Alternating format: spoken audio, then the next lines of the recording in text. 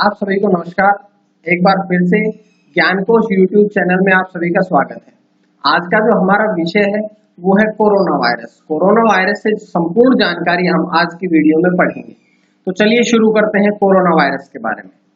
Corona virus मनुष्य से मनुष्य और मानव से जीवों में पहुंचने वाला एक विषाणु है। विश्व स्वास्थ्य संगठन WHO के अनुसार कोविड-19 या कोरोना वायरस विश्व का सबसे संभावित वाहक जो है वो चमगादड़ है, अर्थात ये चमगादड़ के द्वारा मनुष्य में पहुंचने की इसकी संभावनाएं सर्वाधिक है। ये रोग सबसे पहले चमगादड़ में और सांप में पाया जाता था, लेकिन विश्व स्वास्थ्य संगठन ने कहा है कि जो मनुष्य तक ये पहुंचा है ये चमगादड़ के कारण पहुंचा है। इसके अलावा कुछ जंगली जानवर या घरेलू जानवर भी हो सकते हैं, लेकिन इसकी संभावनाएं जो है वो चमगादड़ से मनुष्य में पहुंचने की अत्यधिक संभावना है। वैज्ञानिकों के द्वारा चीन के वुहान शहर में वायरस के संक्रमण की पुष्टि सबसे पहले हुई थी, अर्थात जो वुहान शहर है वहां पर यह वायरस सबसे पहले पाया गया था और इस वायरस का नाम भी वुहान रख दिया गया था। क्यों? क्योंकि ये सबसे पहले वुहान शहर में पाया गया था। इसी को देखते हुए ये इसका नाम भी वुहान रख दिया गया था। इसका पहला मामला मध्य चीन के हुआई प्रांत के वुहान शहर में देखने को मिला था। जैसा कि हमने पहले ही बताया कि सबसे पहले इसका मामला जो था वो चीन देश के हुआई प्रांत के वुहान शहर में मिला था। अब विश्व स्वास्थ्य संगठन जो है, जो WHO है, उसके द्वारा वायरस का नाम कोविड-19 रखा गया। अब कोविड-19 जो है इसका नाम रखने के पीछे उद्देश्य क्या है? तो देखिए, सबसे पहले जो इसके 2 डिजिट है CO का अर्थ है कोरोना, दूसरा है VI अर्थात वायरस विषाणु, अंत में लिखा है D। इस D का अर्थ है डिसीज अर्थात बीमारी, और लास्ट में जो 19 लिखा है, इस 19 का अर्थ है 2019 अर्थात CO corona, VI virus, D for disease और 19 का अर्थ है कि वर्ष 2019। इस बीमारी के पता लगने का जो वर्ष था वो 2019 था, वो इसको इंडिकेट करता है अंत में। उसके बाद जो कोरोना वायरस है मुख्य रूप से ये 6 प्रकार के होते हैं। सबसे पहला है अल्फा कोरोना वायरस जिसका सूत्र है 229E। उसके बाद है अल्फा कोरोना वायरस दूसरा जो NL63, beta corona virus OC43, beta corona virus दूसरा HKU1, MERS-CoV और RSARS-CoV। ये 6 प्रकार के जो कोरोना वायरस है वो आमतौर पर 6 प्रकार के कोरोना वायरस है जो मनुष्य को संक्रमित कर सकते हैं। उसके बाद है कि इस कोरोना वायरस से जुड़ी हुई अब हम महत्वपूर्ण जानकारी वन लाइनर के तौर पर पढ़ेंगे। भारत में सबसे पहले हमने पढ़ा था कि चीन के वुहान शहर में आया था ये, लेकिन अगर हम भारत की बात करें तो भारत में नोवेल कोरोना वायरस का पहला मामला जो था वो 30 जनवरी को आया था। और कहां पर आया था? ये 30 जनवरी 2020 को केरल राज्य में आया था। और इसी बात को देखते हुए केरल राज्य ने कोरोना वायरस से उत्पन्न स्थिति को राज्य आपदा भी घोषित कर दिया गया था। जैसे ही केरल राज्य में ये कोरोना वायरस का मामला आया, वैसे ही केरल राज्य ने कोरोना वायरस बीमारी को राज्य आपदा 2020 घोषित कर दिया गया था। इसके बाद 11 मार्च को भारत में कोरोना वायरस के खिलाफ लड़ने के लिए केंद्र सरकार द्वारा गठित मंत्रियों के समूह ने महामारी रोग अधिनियम 1897 में घोषित किया। इस कोरोना वायरस महामारी से लड़ने के लिए केंद्र सरकार ने महामारी रोग अधिनियम 1897 भी, माफ करिएगा 1897 है, जो कि लागू कर दिया गया था। 11 मार्च को ही विश्व स्वास्थ्य संगठन WHO ने कोरोना वायरस को वैश्विक महामारी भी घोषित कर दिया गया था, क्योंकि विश्व में फैल चुकी थी 11 मार्च तक ये, और पूरे विश्व को संक्रमित करने के कारण ही WHO ने इस बीमारी को वैश्विक महामारी यानी कि विश्व स्तर पर महामारी घोषित कर दिया गया था। लेकिन अगर हम बात करें हरियाणा सरकार की, तो हरियाणा सरकार ने सबसे पहले हमारे देश में इसे महामारी घोषित किया गया था। केरल सरकार ने तो राज्य आपदा घोषित किया था, लेकिन हरियाणा सरकार ने इसे सबसे पहले महामारी घोषित कर दिया गया था। हरियाणा के बाद में दिल्ली और उत्तर प्रदेश सरकार ने भी इसे महामारी घोषित कर दिया गया था। हरियाणा सरकार ने कोरोना वायरस महामारी के दौरान रिपोर्टिंग कर रहे सभी पत्रकारों को 10 लाख रुपए का बीमा कवर प्रदान करने का भी निर्णय लिया कि जो भी पत्रकार बंधु है, जो भी पत्रकार है, वो कोरोना वायरस के कारण जो रिपोर्टिंग कर रहे हैं उन सभी पत्रकारों का 10 लाख रुपए का बीमा भी प्रदान करने की घोषणा हरियाणा सरकार ने की थी। तो ध्यान रखिएगा, केरल सरकार ने इसे राज्य आपदा घोषित किया, सबसे पहले महामारी घोषित किया हरियाणा सरकार ने, और पत्रकारों को 10 लाख का बीमा कवर प्रदान किया। इसके बाद गृह मंत्रालय ने कोरोना वायरस के कारण लागू किए गए लॉकडाउन के प्रभाव स्वरूप भारत में फंसे सभी विदेशी नागरिकों के सामान्य और ई वीजा की अवधि जो थी वो 3 मई तक बढ़ा दी गई थी। अर्थात जो वीजा लेकर के भारत में फंसे हैं जितने भी विदेशी पर्यटक, उनके अगर वीजा की अवधि समाप्त हो रही है तो उस वीजा की अवधि को 3 मई तक बढ़ा दिया गया था, क्योंकि कोरोना वायरस के कारण जो विदेशी जो आयात या आवागमन था वो बंद हो चुका था। इसी बात को ध्यान में रखते हुए ये सरकार ने निर्णय लिया था। केंद्र सरकार ने कोरोना वायरस के दृष्टिगत इसे ट्रैक करने हेतु एक ऐप बनाई जिसका नाम है आरोग्य सेतु। और आप लोग ध्यान रखिएगा, आरोग्य सेतु एक ऐसी ऐप है जो विश्व में सर्वाधिक कम समय में सर्वाधिक डाउनलोड होने वाली एक ऐप है। ये ऐप जो है वो अत्याधुनिक ब्लूटूथ टेक्नोलॉजी तकनीक, गणित के सवाल हल करने के नियमों की एल्गोरिथम प्रणाली और कृत्रिम बुद्धिमत्ता का उपयोग करते हुए दूसरों के साथ बातचीत के आधार पर उनके दौरान जो संक्रमण फैलता है उसकी निगरानी रखती है। भारत में कोरोना वायरस से पहली मौत कहां हुई थी? सबसे पहला मामला आया था केरल में, लेकिन अगर हम बात करें पहली मौत भारत में कहां हुई थी, तो भारत में पहली मौत कर्नाटक के कलबुर्गी में और दूसरी मौत दिल्ली में हुई थी। तो पहली मौत कर्नाटक और दूसरी मौत कहां हुई थी? दिल्ली में हुई थी। अब हम बात करते हैं पंजाब सरकार की। तो पंजाब राज्य ने कोरोना वायरस के खिलाफ कर्फ्यू लगाया था। पहला कर्फ्यू लगाने वाला राज्य कौन सा था? पंजाब। अर्थात राज्य आपदा घोषित की केरल ने, महामारी घोषित की हरियाणा ने, और कर्फ्यू लगाने वाला देश का पहला राज्य बना पंजाब। इस वायरस के अंतरराष्ट्रीय प्रसार के जोखिम को देखते हुए विश्व स्वास्थ्य संगठन यानी कि WHO ने अंतरराष्ट्रीय चिंता संबंधी सार्वजनिक आपातकाल की भी घोषणा की थी। कोरोना वायरस के संक्रमण को देखते हुए 22 मार्च को एक दिवसीय जनता कर्फ्यू की घोषणा हमारे देश के प्रधानमंत्री ने की थी। अर्थात 22 मार्च के दिन कोई भी व्यक्ति घर से बाहर ना निकले, ये जनता कर्फ्यू की घोषणा हमारे देश के प्रधानमंत्री ने की थी। लेकिन उसके बाद में 21 दिवसीय देशव्यापी लॉकडाउन प्रथम की घोषणा भी हमारे देश के प्रधानमंत्री ने की थी, जो कि 21 दिन का था। और इन सभी लॉकडाउन के बारे में भी चर्चा हम आगे पूरी तरह से करेंगे। पहले ये बात करिए, लॉकडाउन पहला जो था वो 21 दिवसीय लगा था। उसके बाद है, इस लॉकडाउन के आदेशों का उल्लंघन करने वालों को महामारी रोग अधिनियम 1897 के तहत कानूनी कार्रवाई का सामना करना पड़ सकता है, और आदेशों का पालन न करने पर भारतीय दंड संहिता 1860 की धारा 188 के तहत सजा का भी प्रावधान है।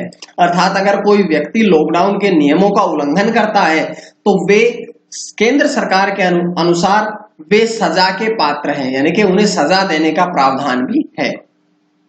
14 अप्रैल को प्रधानमंत्री नरेंद्र मोदी ने कोरोना वायरस के खिलाफ लड़ने के लिए सप्तपदी का शुभारंभ किया था, यानी कि 7 नियम दिए थे, उसके द्वारा हम कोरोना वायरस से लड़ सकते हैं। उसके बाद भारत में लॉकडाउन, दूसरे लॉकडाउन की भी घोषणा कर दी थी, जो कि 15 अप्रैल से 3 मई तक कर दिया गया था। और गोवा कोरोना वायरस मरीजों के लिए आयुर्वेद का इस्तेमाल करने वाला पहला राज्य बना था। जो गोवा राज्य है उसने जो कोरोना वायरस से निपटने के लिए जितने लोग हैं उन लोगों पर आयुर्वेद का इस्तेमाल करने का पहला राज्य ऐसा बना था गोवा। कोरोना वायरस के लिए रैपिड टेस्टिंग करने वाला पहला राज्य कौन सा था? राजस्थान था। तो ये वन लाइनर क्वेश्चन के तौर पर पढ़ेंगे हम। रैपिड टेस्ट करने वाला राज्य कौन सा था? राजस्थान।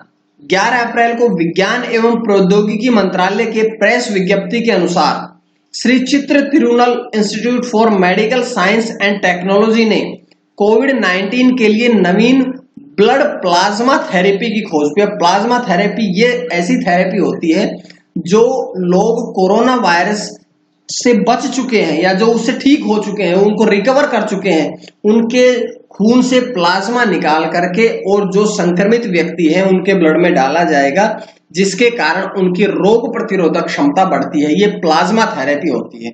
इसके बाद कोरोना वायरस के इलाज के लिए प्लाज्मा थेरेपी का ट्रायल करने वाला राज्य भी कौन सा था? तो ये केरल राज्य था जिसने प्लाज्मा थेरेपी का ट्रायल किया था सबसे पहले। इसके बाद भारतीय रेलवे ने कोरोना वायरस के बढ़ते प्रकोप के बीच में जीवन नाम का एक वेंटिलेटर तैयार किया था। ये कपूरथला कोच फैक्ट्री में विकसित किया गया था।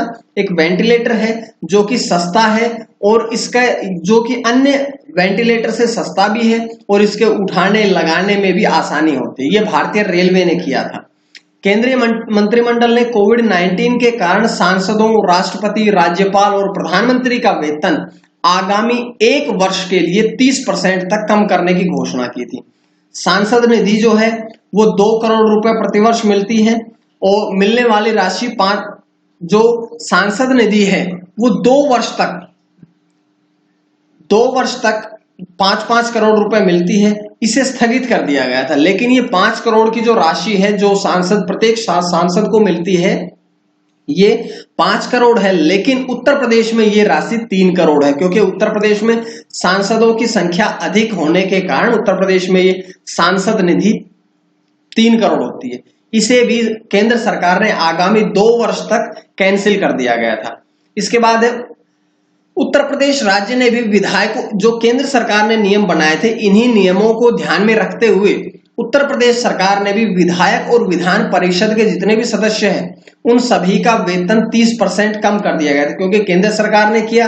इसी की तर्ज पर अब उत्तर प्रदेश सरकार ने भी ये घोषणा कर दी कि 30% कम वेतन उन्हें प्रदान किया जाएगा और उनकी जो विधायक निधि है जो 3-3 करोड़ रुपए दी जाती है वो भी आगामी 1 वर्ष के लिए स्थगित कर दी गई थी।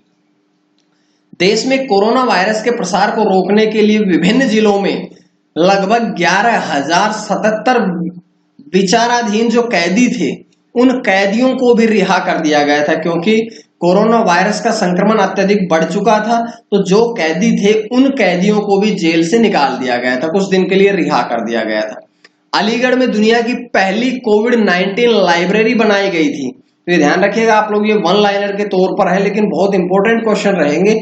आपका एक क्वेश्चन यहां से जरूर आएगा। और कोविड-19 का पहला अस्पताल कहां पर खुला था? ये मुंबई में खुला था। पहली लाइब्रेरी अलीगढ़ में और पहला अस्पताल मुंबई में खुला था। और सबसे बड़ा अस्पताल कहां खुला? तो ये उड़ीसा में खुला था। पुणे स्थित स्वास्थ्य क्षेत्र की एक निजी कंपनी माइलैब ने कोविड-19 परीक्षण के लिए देश की पहली स्वदेशी टेस्टिंग किट बनाई। तो देश की पहली स्वदेशी किट भी बनाई गई पुणे स्थित माइलैब कंपनी ने।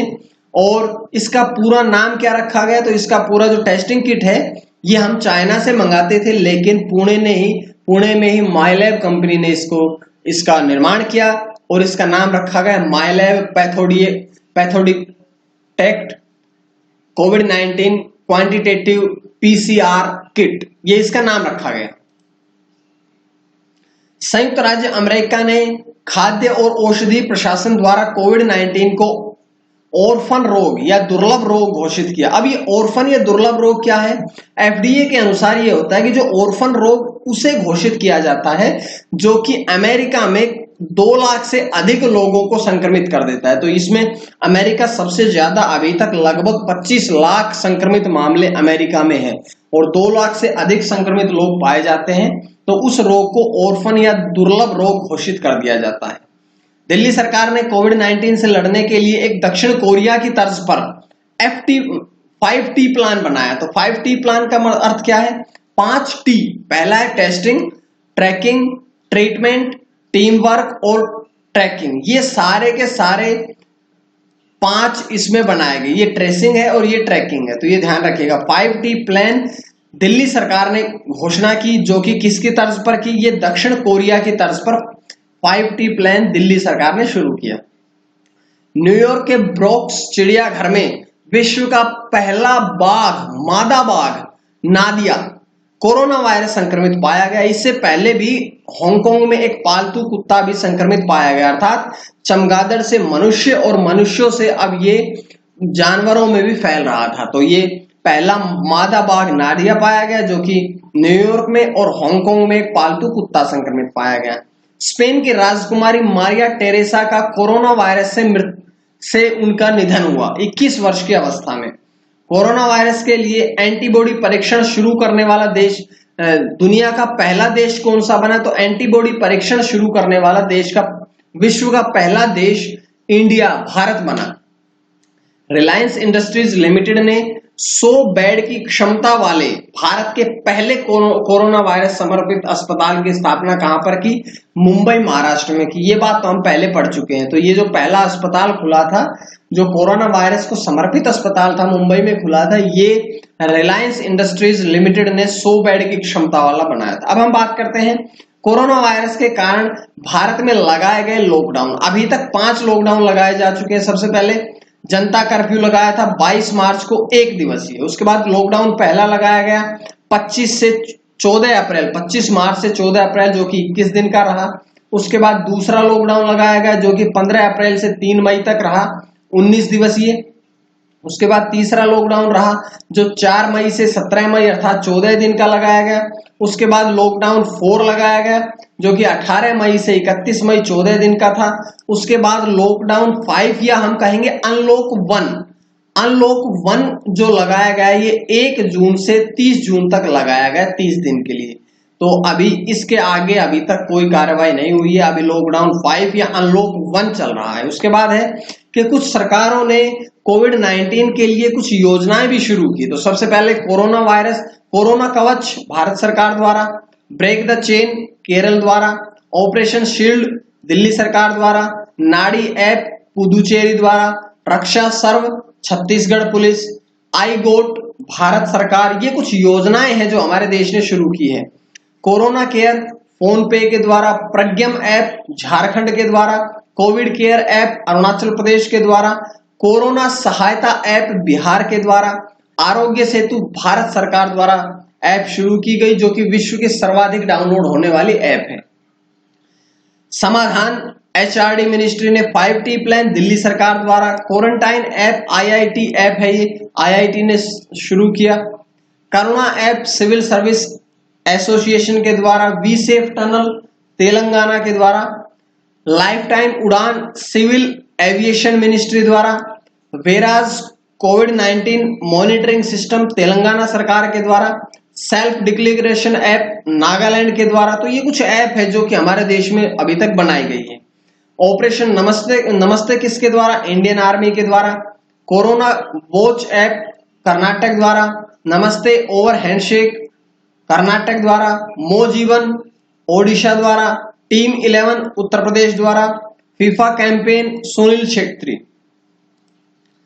तो ये थे कुछ कोरोना वायरस से संबंधित महत्वपूर्ण जानकारियां। इसमें हमने सारे कोरोना वायरस के बारे में पढ़ा है, योजनाओं के बारे में पढ़ा है, शुरुआत कहां से हुई, वैश्विक स्थिति के बारे में पढ़ा। तो ये संपूर्ण जानकारियां हमने कोरोना वायरस के बारे में पढ़ ली है। उम्मीद है आप लोगों को वीडियो पसंद आई होगी, और अगर वीडियो पसंद आए तो आप लोग ज्ञानकोश यूट्यूब चैनल को सब्सक्राइब करें ताकि आपको करंट अफेयर के सभी नोट्स मिलते रहें और जीएस के सभी नोट्स मिलते रहें। तो ये मैं इसके डिस्क्रिप्शन में आप लोग देख लीजिएगा, कुछ और भी जीएस और करंट अफेयर्स के नोट्स मिलेंगे, आप लोग जरूर पढ़िएगा। वीडियो पसंद आई तो आप लोग चैनल को सब्सक्राइब जरूर करें। आप सभी के बहुत बहुत धन्यवाद। मां सरस्वती की कृपा आप सभी पर बनी रहे।